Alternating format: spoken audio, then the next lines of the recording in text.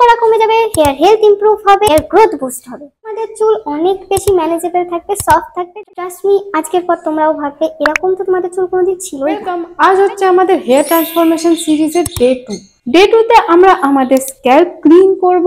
আর আমরা আমাদের চুলে বা স্ক্যাল্পে এত উল্টো পাল্টা জিনিস দিই বা স্ক্যাল্প টাইপ বা হেয়ার টাইপ না বুঝে যে জিনিসগুলো অ্যাড করি বা এত কেমিক্যাল ওয়ালা প্রোডাক্ট ইউজ করি, সেটার জন্য যে ড্যামেজ হয়ে যাচ্ছে, স্ক্যাল্প ইরিটেটেড হয়ে যাচ্ছে, কনফিউজড হয়ে যাচ্ছে, সেটাকে কাম করব। তো আই গেস তোমরা বুঝতেই পেরেছো, আজ আমরা প্রিপেয়ার করব ফ্ল্যাক্সিড জেল আর সেটা অ্যাপ্লাই করব। ডে 1 এ আমরা আমাদের হেয়ার ফল কন্ট্রোল করেছিলাম, ইমিডিয়েটলি হেয়ার ফল স্টপ করেছিলাম। তোমাদেরও যদি অনেক হেয়ার ফল হয়ে থাকে আর তোমরা সেটার একটা কুইক আর ইজি সলিউশন চাও, দেন তোমরা এই সিরিজের ডে 1 টা একবার দেখে আসতে পারো। সেটাতে আমরা একটা হেয়ার অয়েল প্রিপেয়ার করেছিলাম, যেটা আমরা খুব ইজিলি বাড়িতে প্রিপেয়ার করেছিলাম, বাড়িতে থাকা কিছু জিনিসপত্র দিয়ে। আর প্রথম ইউজেই তোমরা ডিফারেন্স পাবে, আমি গ্যারেন্টি দিচ্ছি। তো আজ ডে 2 তে আমরা আমাদের হেয়ার সফট করব, ম্যানেজেবল করব আর হেয়ার গ্রোথ বুস্ট করব। তার জন্য আমরা প্রিপেয়ার করব ফ্ল্যাক্সিড জেল, যেটা প্রিপেয়ার করা ভীষণ ইজি। তোমাদের দরকার ফ্ল্যাক্সিড, তোমরা মার্কেটে এখন ইজিলি পেয়ে যাবে, এটা এখন একটা ট্রেন্ড। অ্যামাজনেও তোমরা পেয়ে যাবে, কোনো সমস্যা হবে না। তো ফ্ল্যাক্সিড জেল প্রিপেয়ার করার জন্য প্রথমেই দরকার তোমাদের হাফ কাপ মতো ফ্ল্যাক্সিডস। এবার 4 কাপ জলে তোমরা ওই হাফ কাপ ফ্ল্যাক্সিডসটা দেবে, দিয়ে ওটাকে মিডিয়াম ফ্লেমে গরম হতে দেবে, ফুটতে দেবে। 10-15 মিনিট পর গিয়ে তোমরা চেক করতে পারো, যখন জলটা একটুখানি স্টিকি বা স্লাইমি হয়ে গেছে, তখন তোমরা গ্যাসটা বন্ধ করে দেবে। এটাকে গরম অবস্থাতে ছেঁকে নেবে। বি কেয়ারফুল, পুড়িয়ে ফেলো না হাত, আলতো হাতে কোনো ছাঁকনি নিয়ে ছেঁকে নাও, নইলে একবার ঠান্ডা হয়ে গেলে তারপরে ফ্ল্যাক্সিডস গুলোকে জেল দিয়ে আলাদা করাই টাফ জব, ইজিলি হয় না। তো তোমরা গরম অবস্থাতেই ওটাকে ছেঁকে নাও, দিয়ে জেলটাকে রুম টেম্পারেচারে আসতে দাও। আর ফ্ল্যাক্সিডস গুলোকে ফেলার ভুল করবে না, ওগুলোও আমাদের পরে কাজে লাগবে। রুম টেম্পারেচারে একবার ফ্ল্যাক্সিডসটা চলে এলে তোমাদের ফ্ল্যাক্সিড জেল রেডি। এবার এটার অ্যাপ্লিকেশনের সময় তোমাদের কিছু কথা মাথায় রাখতে হবে, যেমন শুধু ফ্ল্যাক্সিডস এর জন্য না, যে কোনো হেয়ার অয়েল বা হেয়ার প্যাক অ্যাপ্লাই করার আগে সবসময় চুল ডিট্যাঙ্গেল করে নেবে।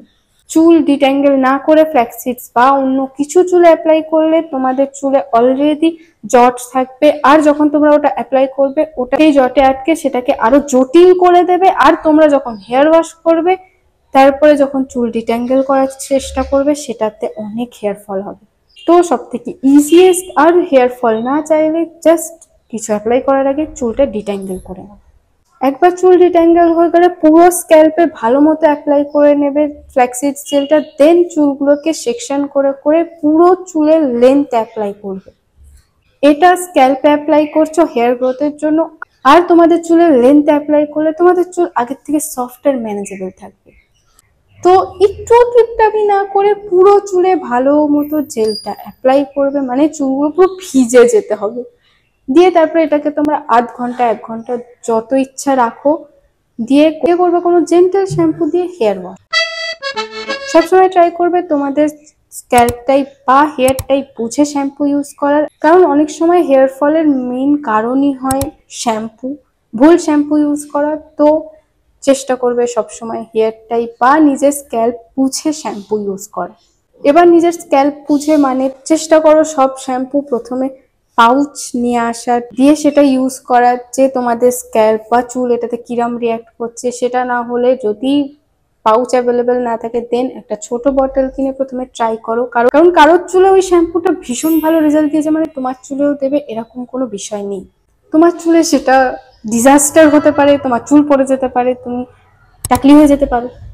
তো সেফ অপশন পাউচ ইউজ করো। সেকেন্ড হচ্ছে, অনেক সময় আমরা একটাই শ্যাম্পু বহু বছর ধরে ইউজ করে আসি, যেটা আমার সাথেও হয়েছিল। আমি ট্রেসমি অনেক বছর ধরে ইউজ করছিলাম, কিন্তু হঠাৎ করে আমার চুল ভীষণ ড্রাই হয়ে গেছিল আর হেয়ার ফল হচ্ছিল। আমি বুঝতে পারছিলাম না কি কারণ বা কেন হচ্ছে এটা। তারপরে জাস্ট সিম্পলি আমি আমার শ্যাম্পু চেঞ্জ করলাম আর সেই প্রবলেমটা সলভ।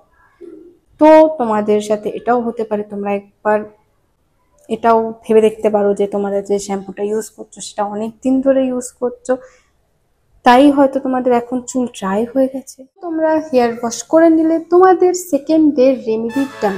আমি আগেও বলেছি এই সিরিজটা এক একজনের জন্য এক একটা টাইম পিরিয়ড নিয়ে হবে, কারণ হেয়ার ওয়াশের টাইম বা হেয়ার ওয়াশের রুটিন সবার সেম হয় না, সবাই সবার কমফর্ট বা সময় অনুযায়ী করে। দেন তোমাদের যেদিন যেভাবে যত টাইম লাগে সমস্যা নেই, তোমরা এই সিরিজটা ফলো করো আর তোমাদের hair transform. Flaxseed gel apply করলে ট্রাস্ট মি তোমাদের কোনো রকম কন্ডিশনার ইউজ করতে লাগবে না। আর তোমরা যখন চুল শুকিয়ে যাওয়ার পর এয়ার ড্রাই করে শুকানোর পর যখন চুল ডিট্যাঙ্গেল করবে, চুল একটা আলাদাই সফটনেস অনুভব করবে, বা অন্য সময় যখন তোমরা চুল ডিট্যাঙ্গেল করো যেরকম হেয়ার ফল হয় তার কিছুই আজকে হবে না। কারণ আমরা আমাদের স্ক্যাল্পকে সেই পাওয়ার দিয়েছি, সেই শিল্ড দিয়েছি যাতে এটা নিজেকে প্রোটেক্ট করতে পারে। Get it right? তো তোমরা যদি অন্য কোনো হেয়ার প্যাক না ইউজ করে শুধু মাসে 1-2 বার ফ্ল্যাক্সিড জেলও অ্যাপ্লাই করো তোমাদের চুলের জন্য, তাও তোমরা চুলে একটা ডিফারেন্স দেখতে পাবে ফর শিওর।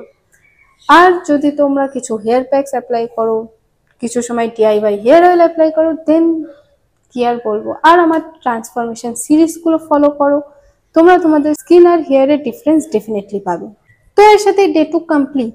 ডে 3 এর প্রিপারেশন আমরা আজকেই করে নেবো। তোমাদের ফ্ল্যাক্সিড জেল প্রিপেয়ার করার পর আমি ওই সিডসগুলো রেখে দিতে বলেছিলাম, সেই সিডসগুলো দিয়ে আমরা একটা ক্রিম প্রিপেয়ার করে রাখবো, সেটাই আমরা ডে 3 তে অ্যাপ্লাই করব।